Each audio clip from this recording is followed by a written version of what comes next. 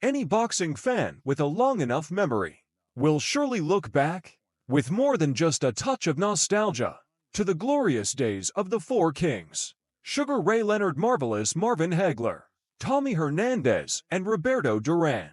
But every boxer has a story, and Leonard's is darker than you might realize. Sugar Ray Leonard was a hugely talented boxer who took gold at the Olympics and went on to be involved in some of the sport's most memorable bouts, facing off against Tommy Hearns, Marvin Hagler, and Roberto Duran. With these three boxers, he made up the quartet we now refer to as the Four Kings. And it was a time when boxing was graced by four astonishing talents, all active at the same time, in the same weight divisions, and who were all willing to square off against each other to see who emerged as the greatest of them all. However, while Leonard was known for his skill in all action, style inside the ring, it was events outside of it that determined the course of his life. Because if Leonard had been given the choice, he would never have become a professional boxer at all. Many boxers come from troubled or difficult backgrounds. Think of Mike Tyson, growing up on the mean streets of Brooklyn; Manny Pacquiao, who was raised in poverty in the Philippines; or Sonny Liston, who experienced severe beatings administered by his father as a young boy. Boxers like these saw the sport as their ticket out, and I'm sure you can think of countless others. Leonard, though, had a different kind of background. His family weren't rich, but they weren't poor. His parents both had respectable jobs. And although he was a quiet child, Leonard never got into trouble at school. That's not to say his childhood was completely uneventful. One time he was lucky to survive a serious car crash when his mother was driving. And on another occasion, he narrowly avoided drowning in a creek before he had learned to swim. He also grew up around alcohol abuse and domestic violence, but at least he wasn't the kind of kid who went out and got into scrapes or had any trouble with the law. He got into boxing at 13 through his older brother, inspired by the trophies his brother was bringing home from the boxing club, and he quickly discovered it was something he was more than just moderately good at.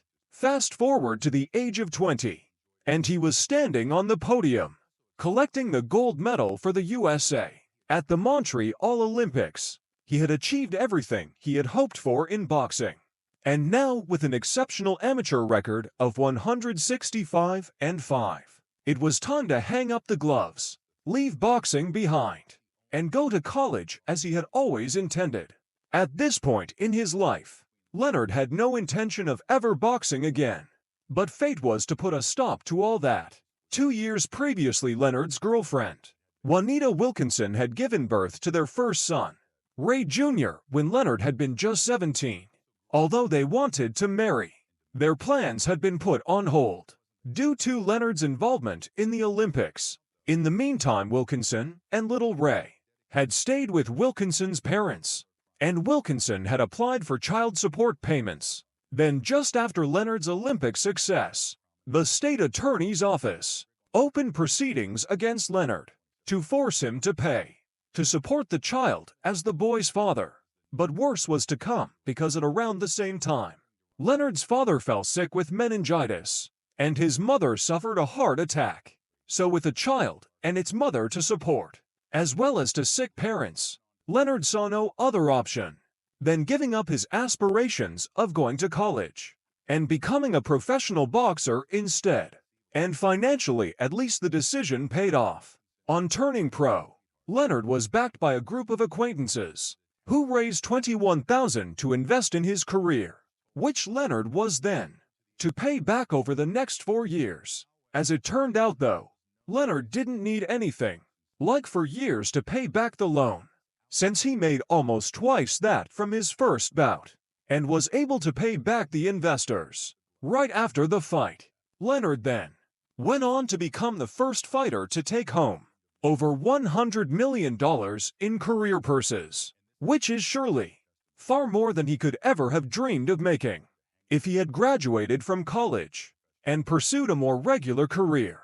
So it seems he made the right choice. But while few boxers are ever able to achieve the kind of financial or sporting success that marked his career. The soaring highs he enjoyed in the ring would come back to torture him when he tried repeatedly to retire and move on, with nothing in his life to replace the excitement of big-time boxing. But we're getting ahead of ourselves here. So for those less familiar with Leonard's career, let's remind ourselves of some of the highlights. As a gold-winning Olympian, his career progressed rapidly, and in his 26th fight as a pro, he took the WBC and Ring Magazine welterweight titles from Wilfred Benitez at Caesars Palace in Las Vegas. But he only managed to defend these titles once, losing them to fights later against another of the Four Kings, Roberto Duran, in a classic bout billed as the Brawl in Montreal. During much of that fight, Duran smothered Leonard and denied him the space he needed to work. Leonard did have some success, staggering Duran in the second, and then coming on strong in the fifth, but he was unable to press his advantage. Duran regained the ascendancy, but was unable to finish Leonard, and somehow the fight went to the judges' scorecards, with Duran taking the win by unanimous decision and handing Leonard his first defeat in the professional ranks. Leonard then avenged this loss and regained his titles in his next outing. In a rematch in New Orleans, this famous battle became known as the No Mas fight, after Duran quit, turning his back and telling the referee, "No mas," which means no more in Spanish. Duran was known for not looking after himself in between fights, ballooning up in weight, and Leonard had pursued the immediate rematch. With this in mind, Leonard was by far the better fighter on the night, and he constantly taunted his opponent by pretending to wind up exaggerated bolo punches and flicking out jabs. It was probably the frustration this caused, as much as the punches he was taking, that caused Duran to decide he'd had enough and return to his corner as the 8th round drew to a close. For younger fight fans, this is the bout Vasily Lomachenko was referring to when he branded himself Nomaschenko, after causing Guillermo Rigondeaux to quit on his stool. In 2017, Leonard then went on to settle the score in the trilogy fight, which was given the tagline "O Mas," meaning one more 9 years later. But by then Duran was already way past his best, and the fight turned out to be a bit of a stinker. Duran was the only one of the Four Kings to score a win over Leonard, who also defeated Tommy Hernandez and Marvin Hagler, although Hernandez managed a draw in their rematch. The first fight between Leonard and Hearns was an instant classic, winning Ring Magazine's Fight of the Year. Leonard was also chosen as Ring's Fighter of the Year. That year, one of 2 times, he was awarded this prestigious accolade. However, many felt Leonard was lucky to take the W, since they felt the stoppage, which came in the 14th round, and with Hearns up on the scorecards, was premature if Hearns had been allowed to continue, and had then managed to survive the 14th and see out the 15th, he would have gone home with the titles. The fights these four boxers shared define the era, and their rivalries are remembered as one of the golden ages of boxing. As well as reigning at welterweight, Leonard also captured titles in the light middleweight, super middleweight, and light heavyweight divisions, making him a 5-weight world champion. But during his career, Leonard retired 3 times before finding he was unable to resist the temptation to fight on, returning each time after a short hiatus. And this inability to stay retired perhaps hinted at something darker that Leonard was trying to deal with in the background. As many fighters who came before and after Leonard have discovered, boxing is like a drug, and once a fighter hangs them up, it can be impossible to replicate the adrenaline highs produced by being locked in gladiatorial combat in the ring. And like many other fighters, when Leonard tried to wean himself off the addictive drug that is boxing, he turned to other drugs to replace it, and in his case the drug of choice was cocaine. Leonard also drank, and when he drank, he beat his wife. Juanita Wilkinson had been his childhood sweetheart and was the mother of his 2 sons, but she filed for divorce 10 years after they married. citing domestic abuse, as well as alcohol and drug use in her testimony. For his part, Leonard owned his mistakes.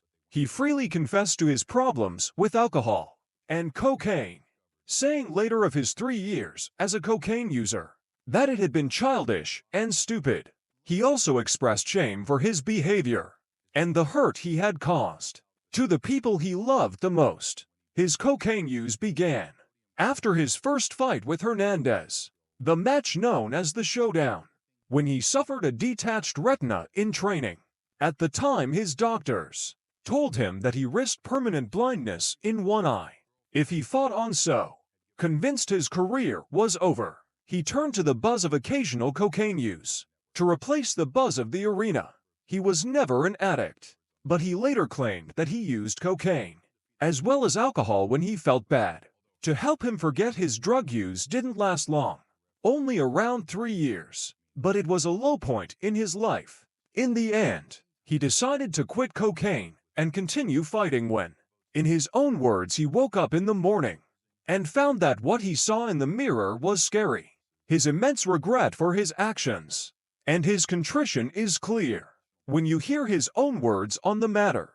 Here's a young man that had everything in the world, from money to fame, glory, a beautiful family, and kids. Why would he do that? It's almost inconceivable. He said having given up cocaine in 1986, he also stopped drinking in 2006, and has since tried to channel his energies into more positive endeavors. Having been taken to dark places by his own experiences of substance abuse, he now uses his position of fame and influence to help persuade others of the benefits of clean and healthy living.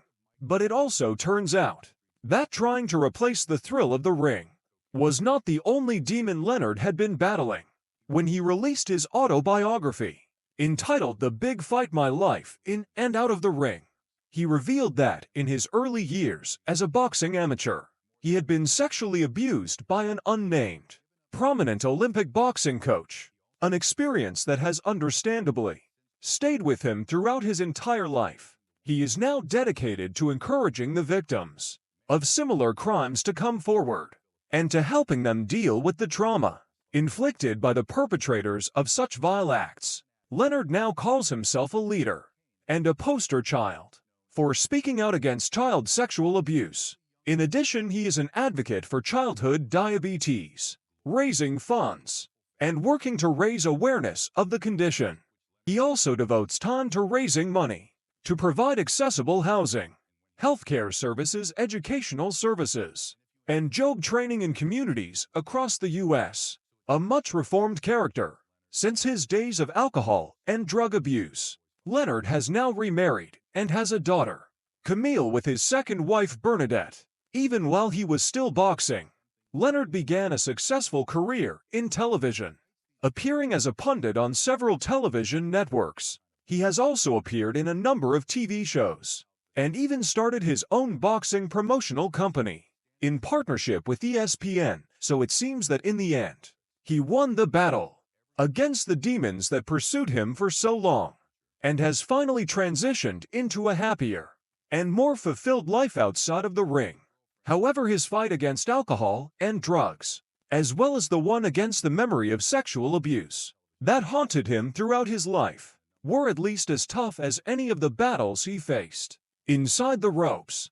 And like the true great champion he was, and always will be, he still managed to have his hand raised at the end. What are your favorite memories from Leonard's career in the era of the Four Kings? We'd love to hear your thoughts, so please leave a comment below.